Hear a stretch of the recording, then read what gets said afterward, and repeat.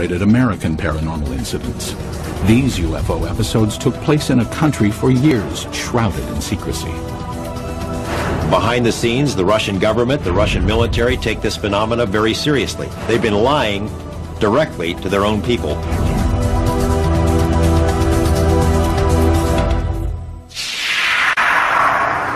May 2002. In a remote area 100 miles outside of Moscow, an investigative team from Kosmopoisk, a group that studies UFO sightings, searches for signs of UFO activity. We are going to enter the forest. This is the place pointed out by local people to be the destination of different types of UFOs. Soviet ufologists have been active since the 1960s. They claim that for decades, thousands of citizens have witnessed the appearance of unexplainable objects in the skies over Mother Russia.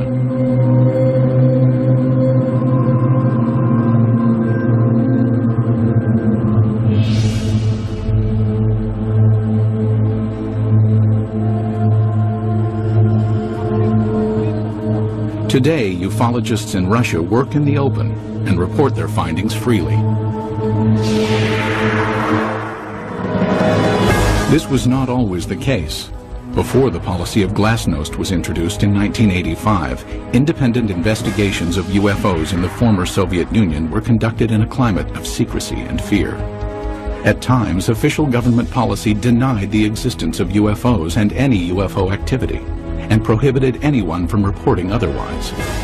The UFO research in the former Soviet Union was a very complicated matter because one had to deal with overall state secrecy.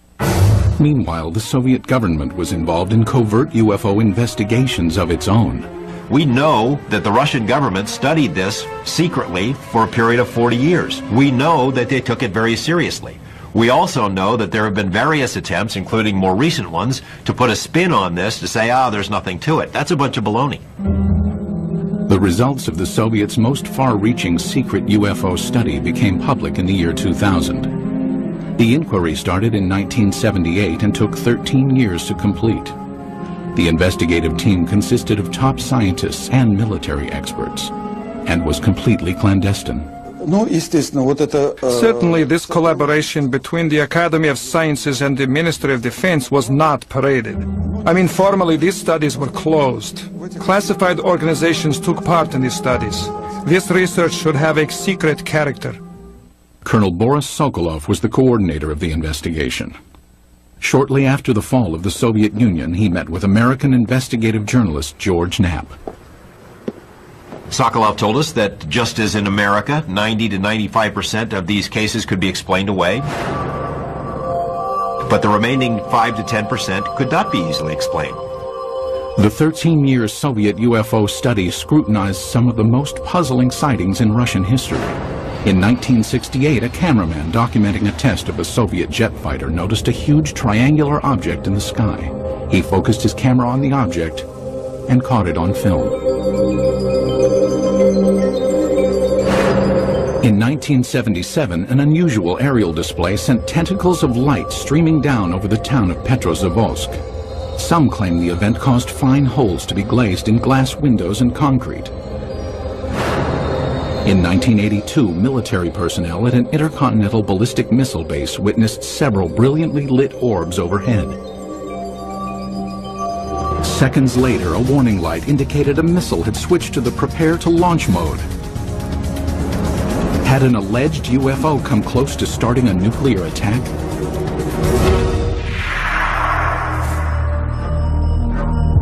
UFO sightings over Russia are not limited to the recent past. Reports of peculiar-looking airborne objects date back centuries.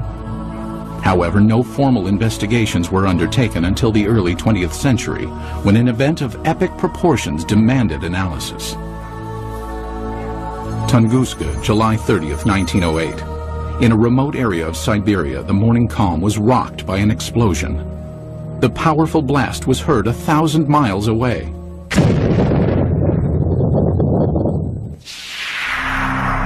There was an enormous firewall blast, something on the order of 15 megatons of equivalent energy, which is roughly 1,000 times that of the Hiroshima blast at the end of the Second World War. This was an extraordinary event. Because of the remoteness of the Tunguska region, it was almost 20 years before any government researchers visited the site. The first expedition to reach Tunguska was headed by Russian mineralogist Leonid Kulik. When the initial expedition got to the Tunguska area in 1927, the natives were reluctant to show the scientists into the region because they thought the god Agdi had devastated the area because of the wickedness that was going on, and he had destroyed the trees, killed the animals. Kulik eventually convinced locals to direct him to the blast location. Believing a meteorite had caused the massive explosion, Kulik assumed he would find a crater at the point of the meteorite's impact. To his surprise, there was none. He looked for meteorite samples on the ground because often when an object hits the Earth, it throws up debris, and the debris is recoverable around the edges of the crater. But of course he didn't find that either. What Kulik discovered has stirred UFO debate for decades. At the blast's epicenter was a frozen swamp with an untouched clump of fully grown trees in the middle. Circled around the grove, 10 million dead trees lay in a symmetrical ring, seemingly mowed down by a cosmic scythe. So here we have an enormous blast site with no crater, no fragments or meteorites around the rim of the crater, and this radial pattern of burnt trees knocked down for some 20 miles in all directions. In the years that followed, others traveled to Tunguska to study the unusual occurrence. There might have been fruits obtained by labors of another expedition sent by the head of the Soviet secret police in the late 1940s. But all we know is that such expedition existed. We do not know what has happened to the items and information it collected. Further baffling ufologists were reports of radiation damage in the Tunguska blast region. There were also some reports of mutations taking place in plant life, and even some humans apparently suffered some gene damage. In 1947, Russian Army Colonel Alexander Kazantsev developed a remarkable theory based on information about the devastating consequences of America's atomic bomb attacks on Japan. He was listening to the report about the nuclear bombardment. The announcer gave a very long and very detailed description of how and in which direction trees, houses had fallen, and so on, how everything was hit. He realized that what had happened in Hiroshima, exactly the same happened at Tunguska, only nearly half a century ago. Kazantsev hypothesized that the nuclear-like devastation seen at Tunguska must have been caused by the crash of a nuclear-powered alien spacecraft. But the scientific community rebuffs the UFO theory. Scientists claim the Tunguska explosion was caused by a rare but explainable natural event. They believe an asteroid dropped to just 3 miles above the Earth's surface and then exploded. As the object came in, it was being decelerated and squeezed by atmospheric forces. It blew up with the force of a hydrogen bomb. The shock wave smashed down the forest, knocking trees away from the blast and resulting in a pattern away from ground zero. But how would an asteroid explosion explain the reports of radiation damage in the Tunguska area? Scientists say it can be attributed to the sheer magnitude of the explosion. As we mentioned before, the blast itself was 1,000 times greater than the Hiroshima blast at the end of World War II. The blast would have generated a series of very high-speed charged particles and would have been the cause of some of the mutations in the gene structures of plants and animals. But to this day, scientific explanations do not satisfy many ufologists. I have been several times to the place where the Tunguska body fell. I intentionally call it body, not meteorite. I mean, the catastrophe of an asteroid, of a comet, or of any other natural body cannot lead to such consequences. A number of expeditions found things that they couldn't explain. There are some people who were saying that the evidence suggested this was some kind of an alien spaceship. That was the kind of magical explanation you use when you don't have enough real science to understand the physics and the astronomy involved. Throughout the rest of the 20th century, magical explanations of unidentified flying objects over Russian skies would continue. And in one instance would help expose a top-secret Soviet military project.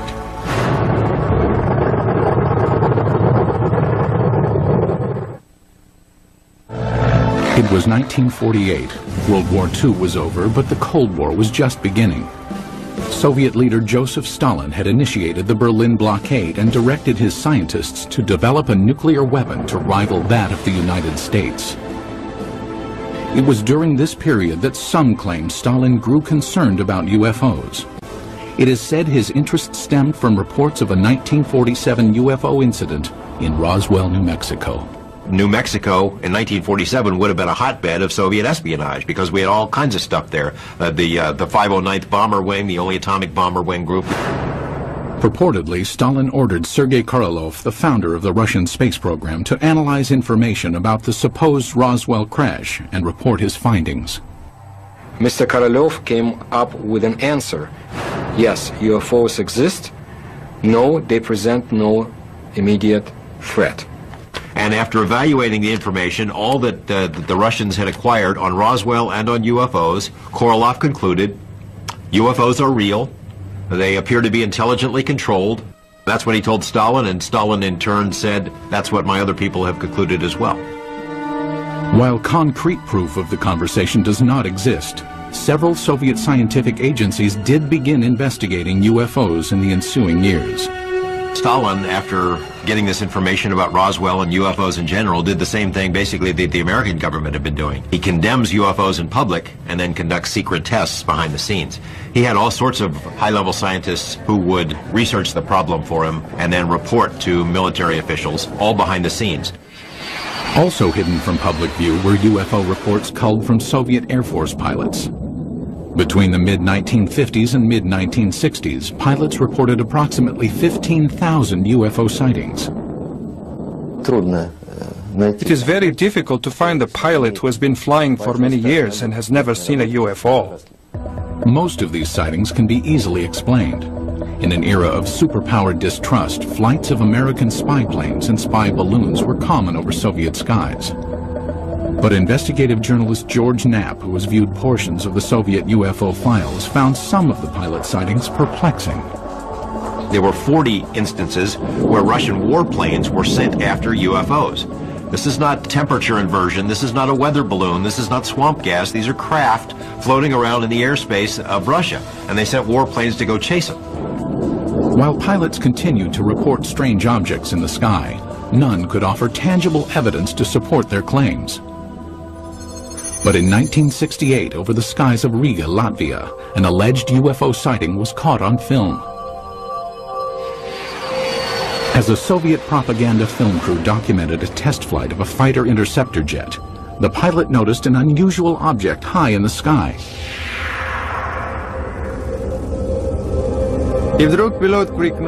And suddenly the pilot shouted, "Look, film it!" We looked and saw a triangle at a tremendous height. Fighter planes scrambled to investigate, but the object quickly disappeared behind a cloud and was never seen again. It was later estimated that the craft was hovering approximately 7 miles above the ground.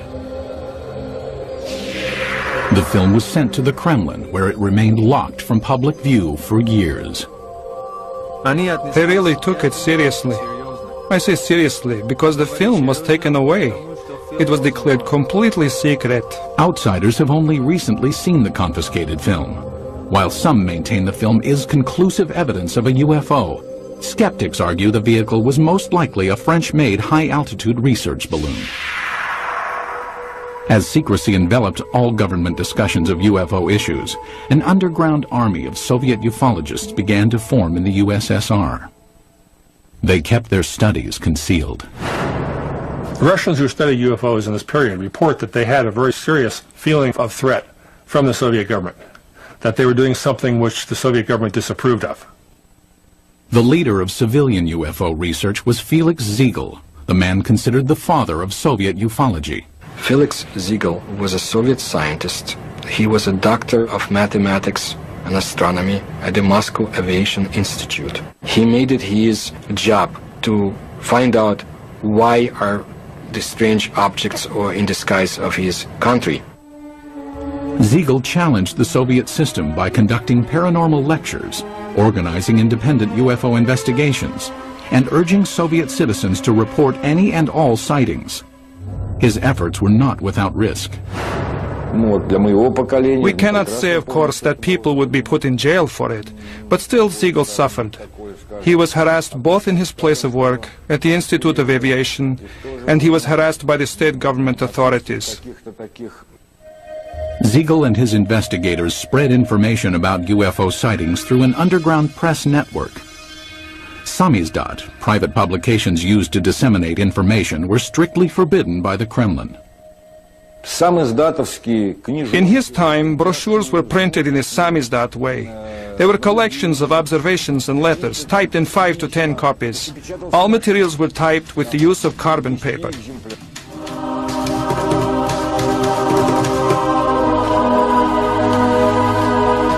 Samizdat papers were distributed by trustworthy messengers who secretly carried the copies from one person to the next.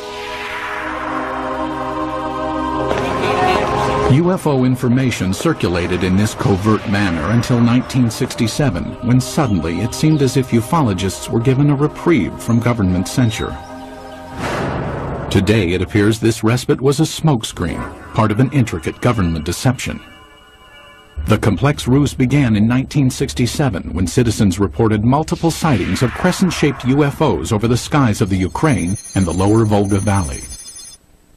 It was also seen as far south as the Caucasus Mountains, where many astronomers in observatories in the Caucasus Mountains would see these objects flying horizontally from west to east, crescent-shaped, heading toward the east.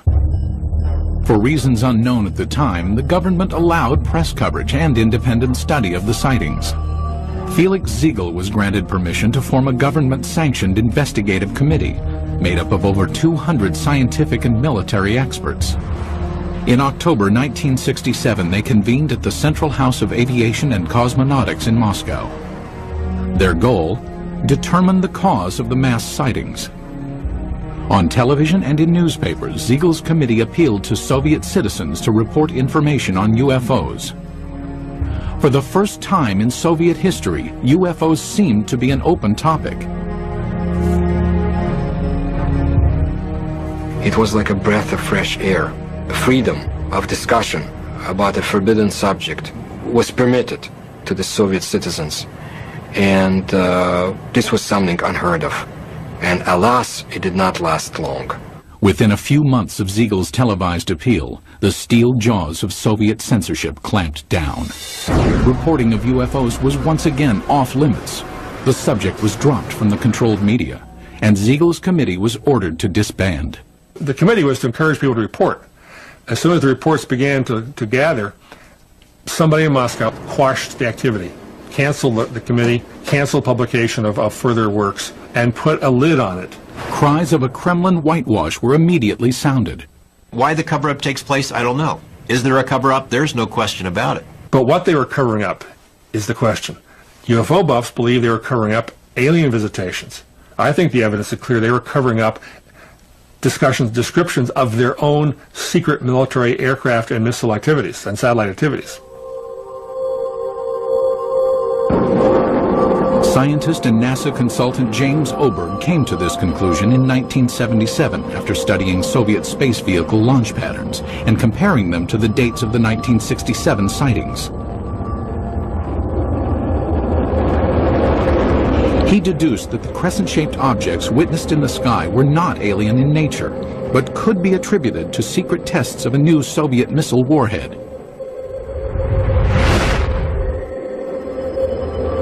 People in the area saw the rockets, especially at night, saw the streamers, the contrails in the sky, even heard the rockets. They were told by the government that there was nothing there, that it was not anything ours. It became a UFO phenomenon. Later dubbed by the Pentagon as a fractional orbital bombardment system, the Soviets had good reason to keep the tests secret. It was designed to sneak under our radar as a first strike weapon. It was one of these scary things that you only build it if you mean to make a sneak attack. It was also illegal to have such a weapon because in 1967, the U.S. and Russia and other countries signed a treaty forbidding the placing of nuclear weapons into orbit. But why, after crushing public dissemination of UFO information for years, did the government briefly loosen its restrictions in 1967? It appears now to have been a deliberate ploy to fool its citizens and the international community about the true nature of the sightings. The Soviet government did not want the public to understand what was going on. They didn't want the Americans to know, for example, what was going on. It was a useful camouflage. It diverted people's attention. Because it was a UFO, Western journalists would laugh rather than investigate it. The cover-up by the Soviet government is in letting people think they're flying saucers. The strategy backfired when the extensive UFO data collected by Felix Ziegel's committee was published in magazines.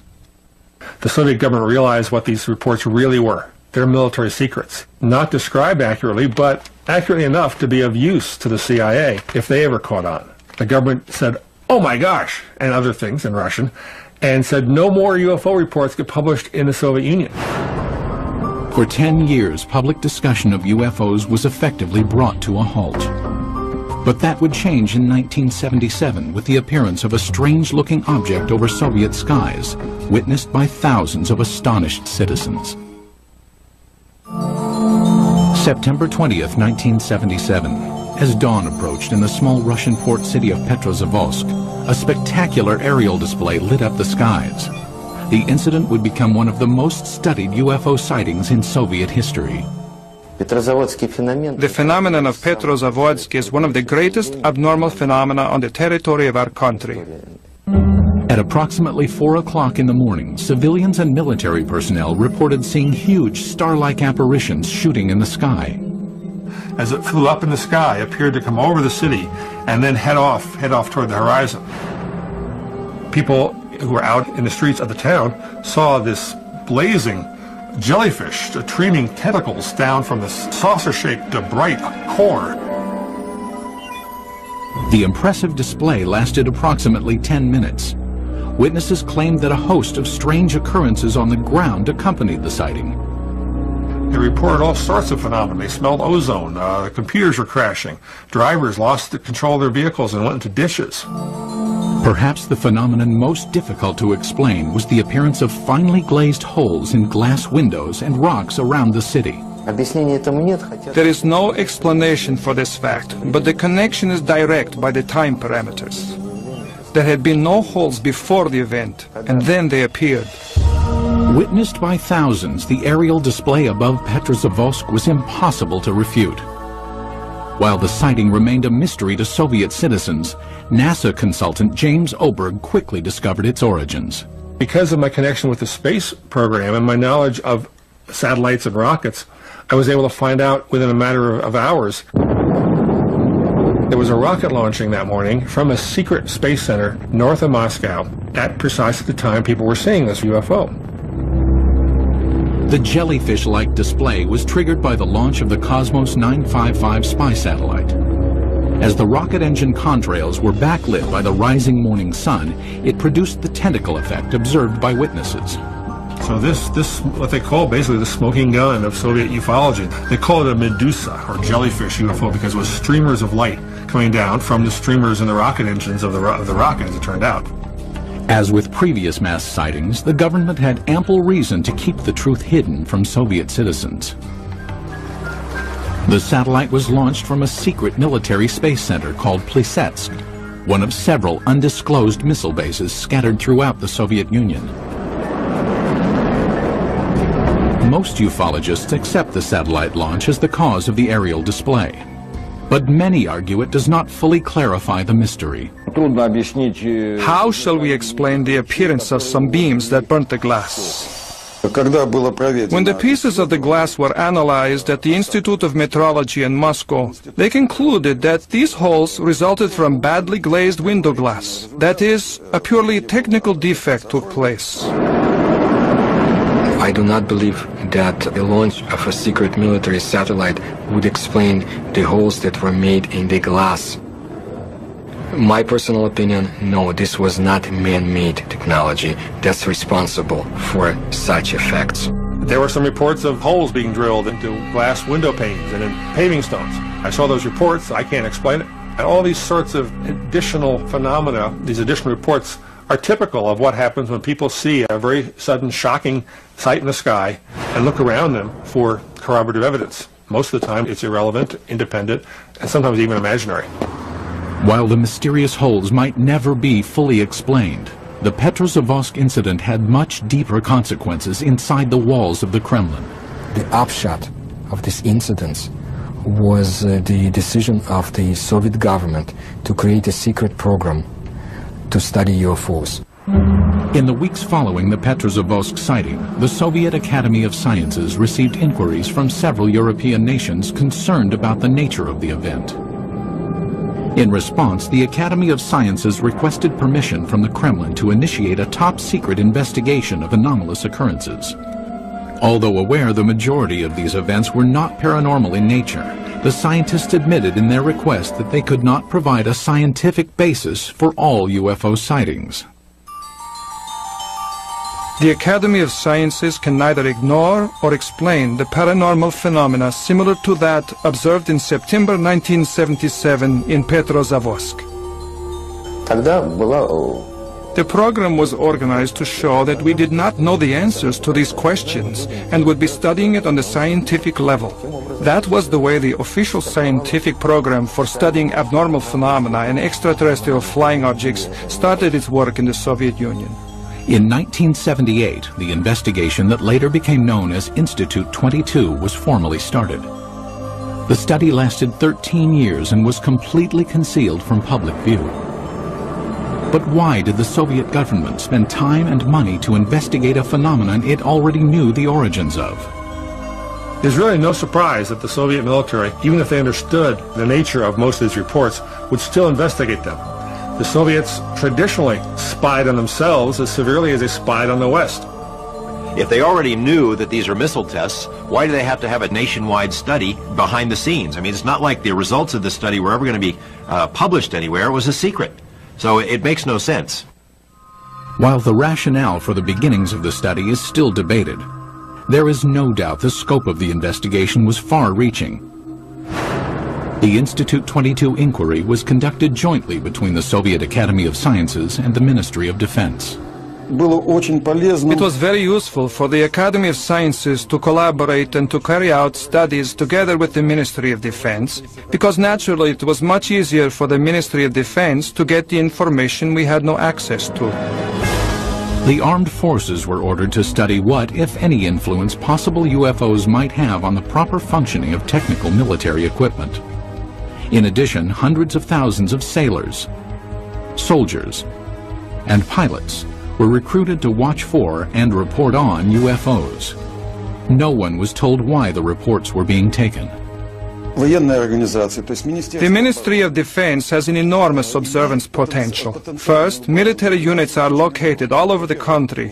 Second, unlike civil organizations, an order from the Minister of Defense is sufficient for making a potential viewer of each military man, and this was done. Every single unit in the vast Soviet military empire had to comply with this study. That is, any UFO, any anomalous object, any ball of light, any strange thing in the sky whatsoever had to be fully investigated. Scientists were directed to investigate the physical nature of alleged paranormal phenomena. The data collected by the military and scientists was analyzed in a lab located in a nondescript building in a suburb of Moscow. The personnel of the laboratory were not numerous. Not more than 10 people, and this number was never exceeded. But the specialists from almost all the scientific areas worked there, from a physician to specialists in radioelectronics, meteorology, and astrogeophysics. Practically all the specialists were represented there. It was done in order to study all possible aspects of UFOs.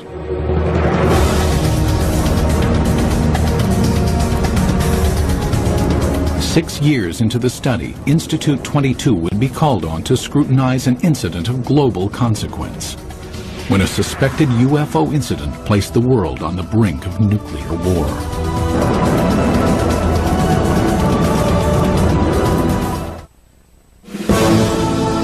The early 1980s were a time of tense relations between the Soviet Union and the West.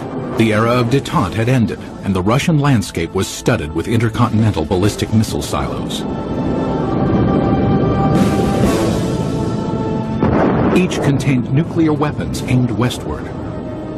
It was at one of these silos that a reported UFO incident caused a nuclear scare. Today, this ICBM silo in the Ukraine is deserted, dismantled in compliance with a nuclear arms reduction treaty between the US and USSR. But at this silo in 1982, something went terribly wrong.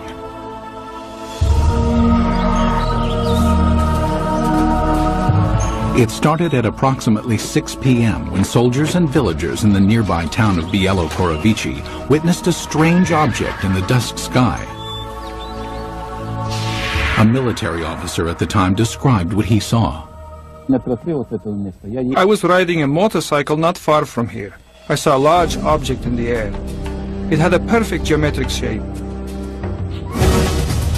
At the same moment inside the silo, an emergency warning light indicated that a nuclear missile had switched to launch mode. The most telling testimony comes from the communications officer who said that somehow something entered the correct code.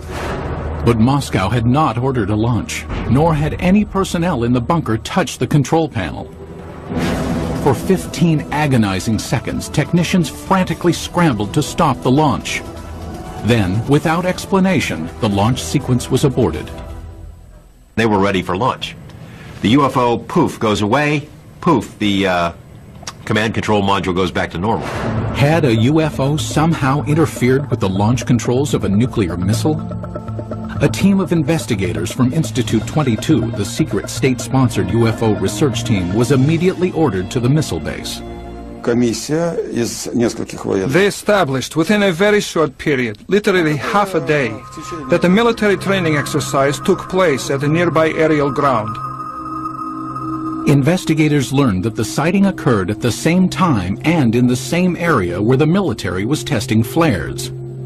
Dropped out of planes, the flares provided 5 to 7 minutes of illumination.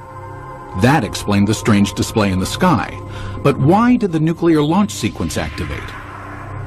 The fact that the emergency situation coincided with the effects which took place is certainly a remarkable coincidence, but it is still a coincidence. The ICBM control equipment was systematically taken apart and rebuilt, but no defects were found. It's not just an electrical malfunction. Something entered the correct launch codes. That just doesn't happen every day. We hear from our government UFOs are not a matter of national security. The Russian government has been telling its people the same thing. They're trying to confuse us. This incident is clear evidence, if ever there was, that UFOs do carry national security implications. After examining the ICBM episode, the investigative team of Institute 22 continued to scrutinize various sightings around the country. Some who reported UFOs had a much closer view than those on Earth. Cosmonauts. The first man in space, Yuri Gagarin, is quoted in the Thread 3 documents as saying, "I can tell you that UFOs are real, and if you allow me, I'll tell you a lot more."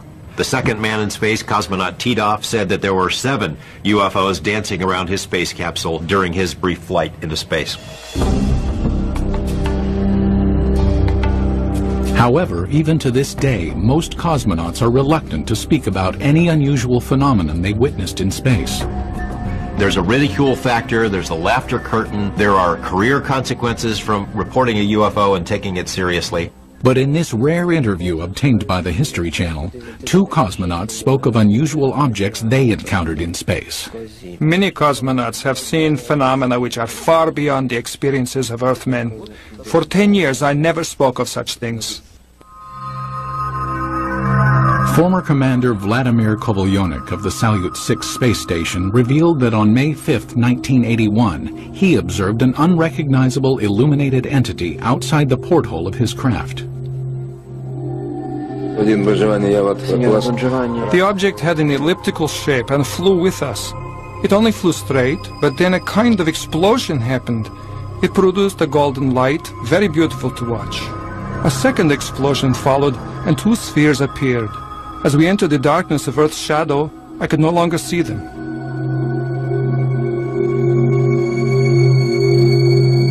On a Mir mission in 1991, cosmonaut Musa Manarov managed to videotape an anomalous object during a routine docking procedure. I was looking out the biggest window. It was directly in front of me. I am familiar with the construction of all spaceships, but this was different. There is ongoing debate about sightings of unidentified objects by cosmonauts and American astronauts alike. Skeptics insist there is enough debris left in orbit to constitute a plethora of unusual sightings.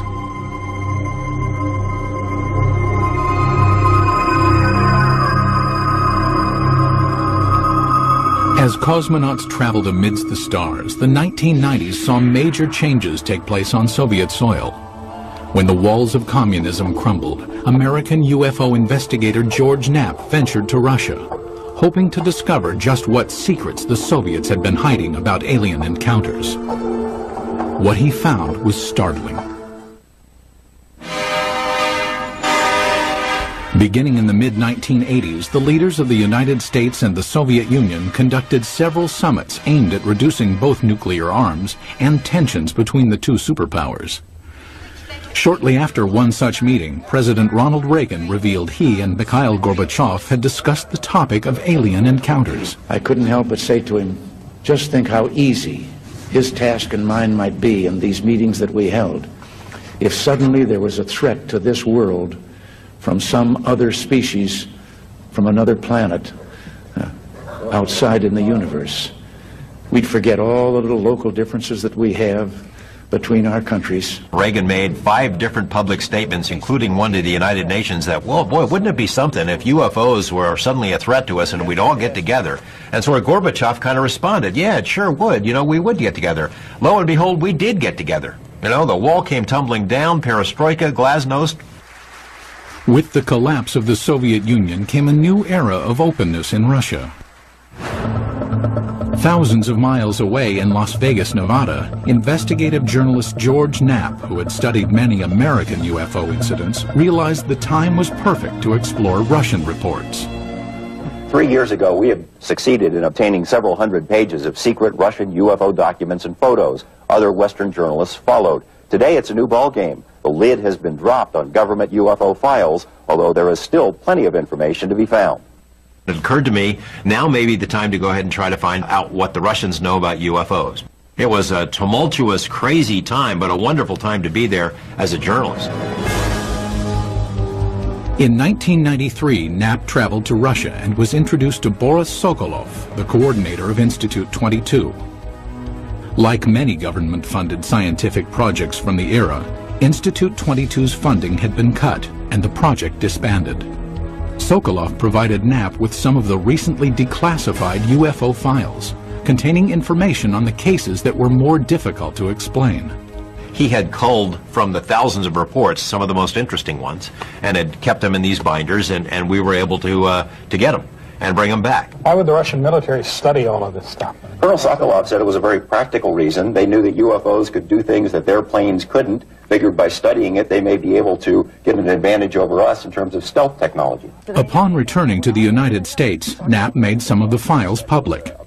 As a result, Colonel Sokolov was ridiculed by some back in his homeland. Officially, Russia was a democracy, but the communists still had a lot of influence. There were communist newspapers that attacked him broadly as being a sellout to Mother Russia. But the public scorn Sokolov endured was certainly less severe than the consequences he might have been subject to in the old Soviet Union. My friend put it this way. He said, if this had happened 5 years ago, we would be in prison. If it had happened 10 years ago, we'd all be shot for giving up these secrets. But in 2000, the relaxed political climate allowed Sokolov and scientist Yuli Platov to publish a report summarizing the findings of Institute 22. Entitled The History of UFO State Research in the USSR, the report concluded that of the 3,000 UFO sightings investigated, 90 to 95% of the incidents could be attributed to man-made phenomenon, mostly missile launches and research balloons. The remaining 5 to 10% could not be easily explained. He was not willing to conclude that any of these things were extraterrestrials or interdimensionals or aliens from the future or anything of that sort. Дело в том, что до этого The thing is that before, the enthusiastic ufologists had affirmed in literature that all we saw was due to contacts with the extraterrestrial civilizations. No, no, no. It turned out that only a very small percentage of events remained unexplained. But in a land that for so long concealed information and suppressed dialogue, many ufologists wondered if the report revealed the entire truth. There is a vast treasure trove of KGB documents on this topic somewhere that no one has ever seen. And I know the KGB did release some documents in the early 90s, but it is presumed by a lot of folks that the best stuff is still hidden in a vault somewhere. What happened to the files? Who keeps them? Until we ourselves go through the files, we cannot say whether what Mr. Platov and Mr. Sokolov say is true. It will probably never be known exactly how many Soviet UFO files remain classified, or what they contain. Most in the scientific community doubt any smoking guns exist in the unseen files. People in Russia still have a very powerful sense of gossip and rumors, because under Soviet days, so many things were illegal to talk about, illegal to know. So they replaced the reality with a very rich mythology.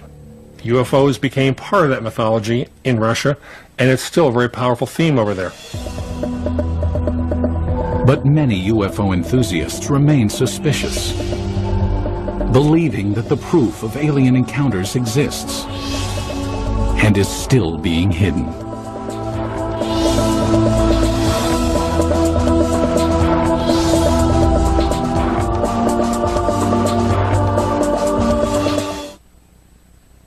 Looks like your everyday move for this team of mega movers. That is, until a massive hurricane threatens to foil the whole plan.